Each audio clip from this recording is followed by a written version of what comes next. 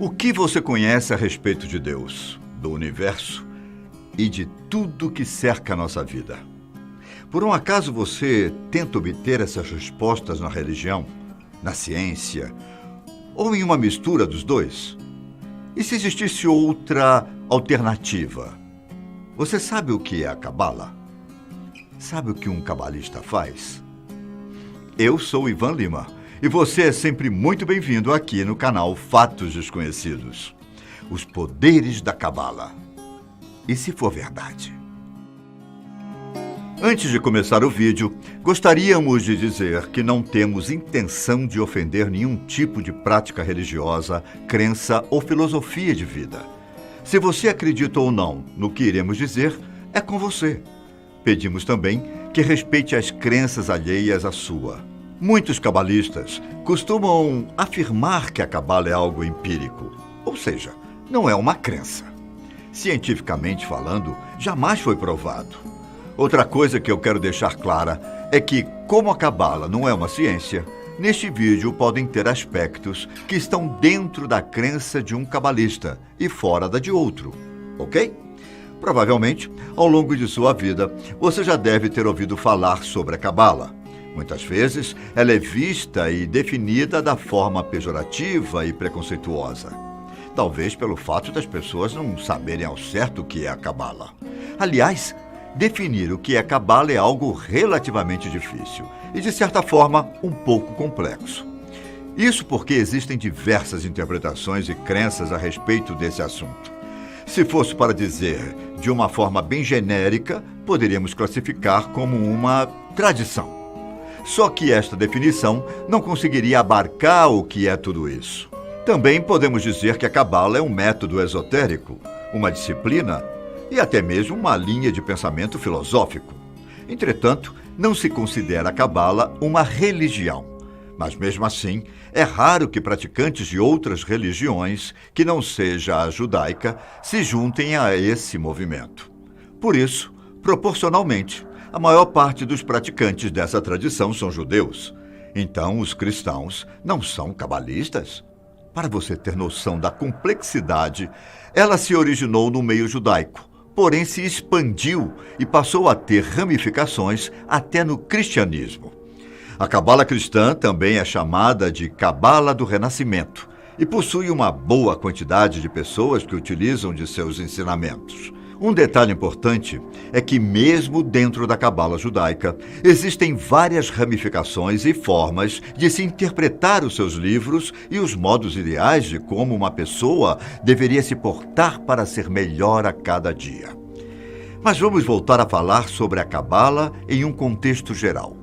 Os seus praticantes acreditam que o surgimento da Cabala possui ligações com o Éden, aquele mesmo lugar onde Adão e Eva viviam antes de serem expulsos, ao descumprirem as ordens de Deus. Nesse lugar, teria havido uma espécie de revelação, que ao longo do tempo foi sendo compilada em vários volumes. O primeiro desses volumes teria sido o Sefer Yetzirah, chamado por muitos de Livro da Formação. Existe uma atribuição de autoria a Abraão, porém isso jamais ficou comprovado. Alguns historiadores apontam que este livro poderia ter sido escrito cerca de 2 séculos antes do nascimento de Cristo. No caso, o Sefer Yetzirah trata muito a respeito de como o ser humano, o universo e tudo que há nele teria sido criado. E ajuda também a esclarecer algumas partes que estariam sendo faladas no livro de Gênesis. Vale lembrar a você que Gênesis é um livro que está contido tanto na Bíblia quanto na Torá. Existem pessoas que acreditam que esse livro, supostamente escrito por Abraão, seria um perfeito substituto. Outra obra muito famosa para essa corrente de pensamento é o Bahir, conhecido por alguns como Iluminação. Porém, o Zohar é considerado como o livro mais importante da Cabala. O Zohar é o conjunto de livros que foi compilado em um único volume e que serve como guia para se conhecer mais sobre essa corrente de pensamento. Esses livros são um conjunto de ideias a respeito de inúmeros aspectos da vida de uma pessoa. Para você ter noção, é possível encontrar nele discussões a respeito do universo como um todo, sobre as lamas, a natureza e até mesmo sobre que ou quem seria Deus. Só que o aspecto mais importante do Zohar é a discussão a respeito da alma humana, que, segundo o que se diz, está dividida em 3 elementos: Nefesh, Ruach e Neshama. Nefesh é a parte que os cabalistas costumam afirmar que representa a natureza física e psicológica do homem e da mulher. Ou seja, como é algo ligado à natureza, ela pode ser encontrada em todos os seres humanos e, segundo a tradição, é de certa forma implementada quando a pessoa nasce. Por causa disso, essa parte também é de certa forma associada aos desejos e aos instintos. Ruach é a parte ligada a separar o que é o bem do que é o mal. A grosso modo, podemos fazer uma referência à moral, mas é muito mais complexo que isso. Para alguns, Ruach também pode significar espírito, porém, não vamos entrar nesse detalhe. E por fim, temos o Neshama, que é a principal parte da alma. Ela também é conhecida como alma superior. Sua importância se dá de acordo com os cabalistas, porque ela é o que separa os seres humanos de todas as outras formas de vida. É ela quem permite que a pessoa tenha consciência da existência de Deus e, por muitas vezes, também é usada como uma simbologia do conhecimento. Mas, afinal de contas, o que a Cabala poderia fazer por alguma pessoa? Como esses ensinamentos poderiam mudar a vida de alguém? Os seguidores da Cabala acreditam que, por meio dela, é possível que alguém consiga ter uma vida mais próspera e livre da angústia, do sofrimento e do caos que nos cerca todos os dias em nossas vidas. Para eles, não basta apenas estudar como algo deve ser feito, e sim colocar em prática aquilo que está determinado. O objetivo final da Cabala é trazer o indivíduo a um nível maior de realidade sobre o universo que o cerca. Para você ter ideia de quão influente a Cabala pode ser, artistas como Madonna, Demi Moore e Ashton Kutcher são cabalistas e procuram ter consigo essa forma melhor de perceber o mundo.